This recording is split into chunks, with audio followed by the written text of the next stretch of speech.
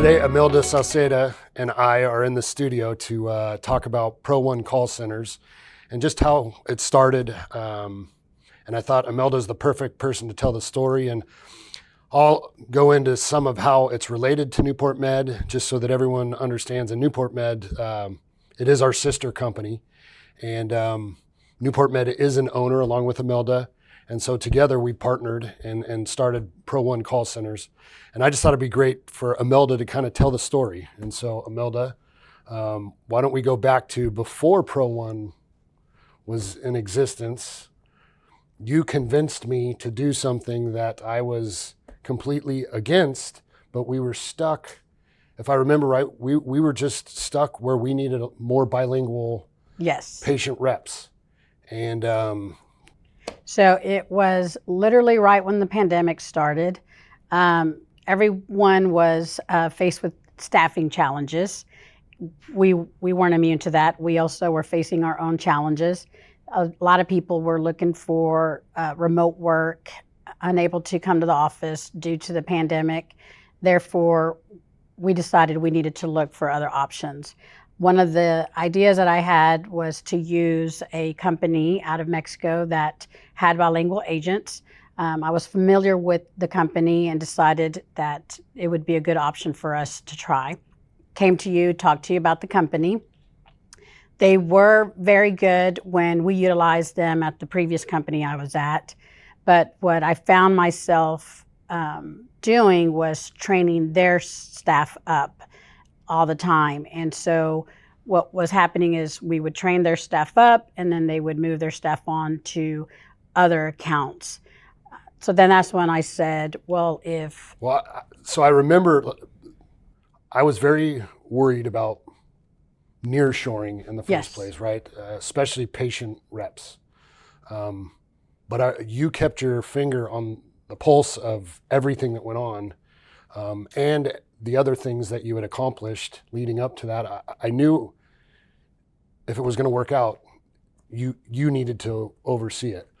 But then I remember hearing you coming back saying, I'm making this company a better company, and it's because of the training and the work that and oversight we're putting into it. Yes, because we were literally, when I said we were training them as if they were our employees, because I do think it's important that when you are nearshoring or offshoring, you have to treat that staff the same way you would treat your own staff. So, and what I mean by that is giving them the right training, the right education, the right tools for them to be able to do their job. And we were making sure that the staff that was being provided to us was receiving that. So they were going through the same training curriculum as us. They were having the biweekly huddles just like us. We had quality improvement meetings with them. And so what I found is we were developing some really good employees for this company. And so that company was taking the good employees that we turned into great employees through the Newport Med way, and they were moving them on to probably deal with other challenging clients and other challenges. Yes, and so then that's when I approached you and said, well, if we're putting in this much effort into someone else's company, it makes more sense for us to go ahead and open up our own call center, in the same area.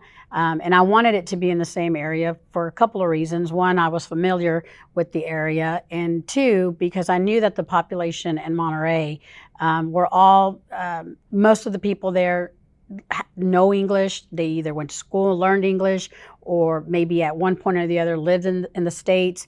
And so we wanted to make sure that we had really good English-speaking reps on the phone.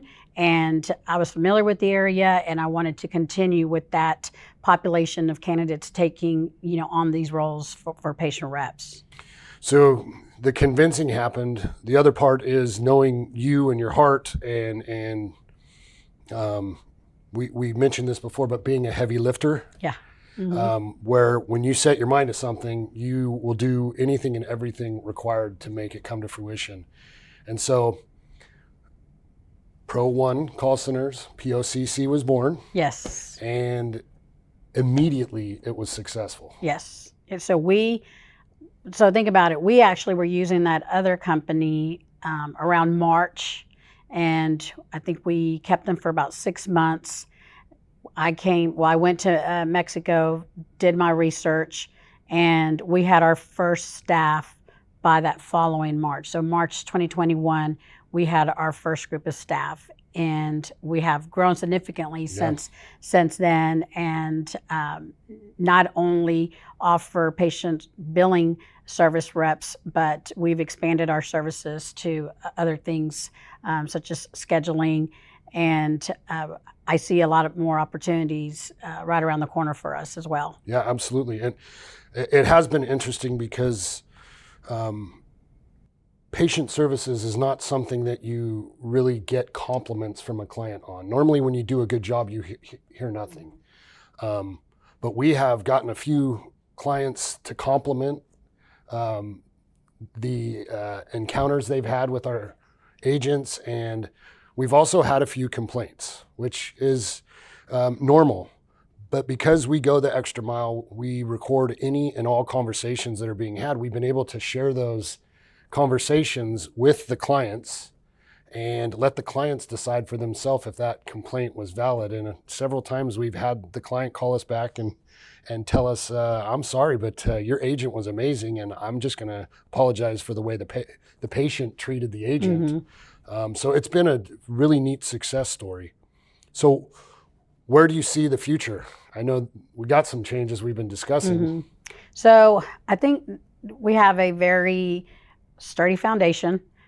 So I think we are ready for growth. I think initially when we first started the company, it really was not necessarily a Band-Aid, but it was a solution because, like I mentioned, everyone else was struggling with staffing as we were, and we got over that hurdle. We have a really good core of staff working for us, and now we're able to expand the staff. And like I mentioned, we're going to go ahead and offer services for scheduling. There's a couple other things that we're looking into doing. I just think that the company's going to continue to grow. And more, we're integrating them with NMS. It almost seems seamless. The staff see each other as all working for one company. From the very beginning, when we started the company, we adopted the same values because we're treating them exactly like we would our own employees. And so it's been seamless this entire time. Even though they're called Pro1 call centers, it's really all one company.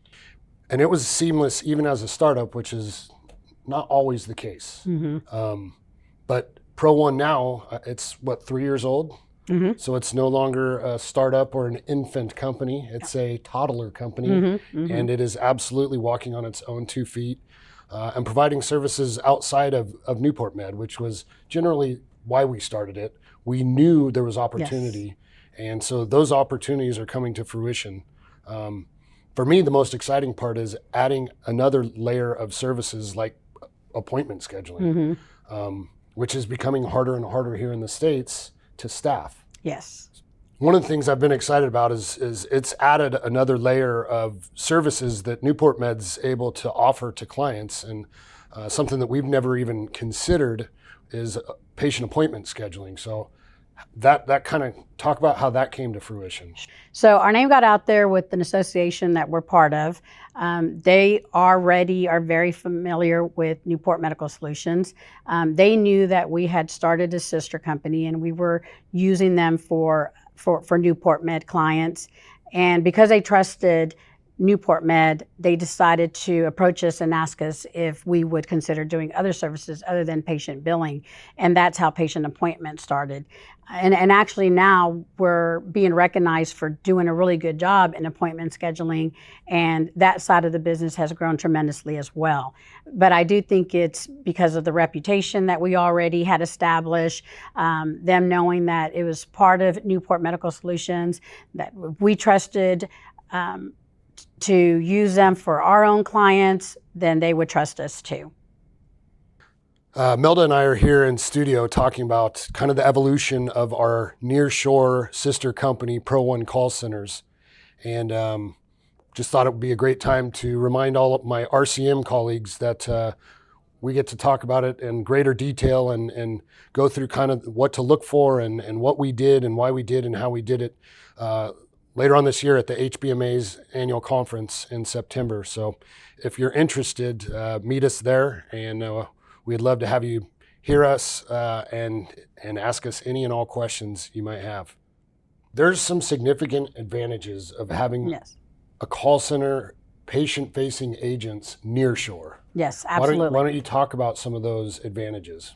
So one of them is obviously they're going to have a different level of English because the majority of them have taken English at one point or the other. It's part of their school curriculum. They'll go to school sometimes in the States and then return to Mexico, so they understand the language. That's one of the things I was so impressed with.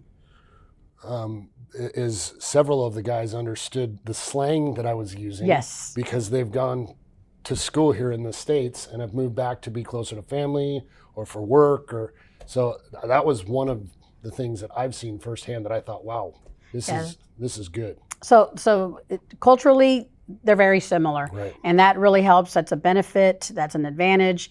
And so when patients are interacting with the staff, again, it's not any different than if they were interacting with an agent located here in Frisco, Texas with us. Yeah. The other advantage that I saw is just the work environment between the U.S. and Mexico. It's so similar that you really can't tell a difference. No, not at all.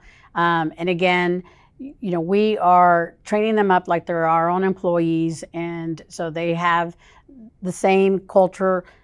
So we train the staff the same way we train our stateside staff, and so they're learning the culture, they're learning the expectations, they're learning the NMS way, and that's why the staff are able to produce the quality work that they're producing. Yep, it's been amazing.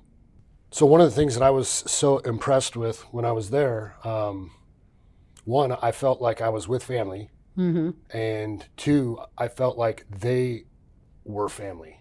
Yes. And so is that something that was intentional? Is that just part of the culture normally? But there's a very tight bond with everyone there. So I do think it's part of the culture.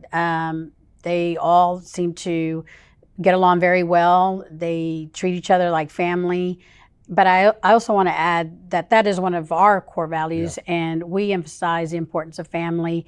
And so that has, transitioned over to our sister company, and you can see how close everybody is, and they really care for each other. And I think that makes a difference. When you get along and you care for each other, you just have a better team. Yep, absolutely.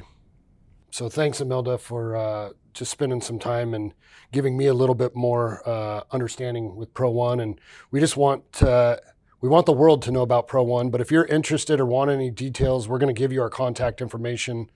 And so please reach out to us. We'd love to talk through things with you and show you why we're so proud of Pro1 and who they are. And so you can reach us at info@pro1cc.com.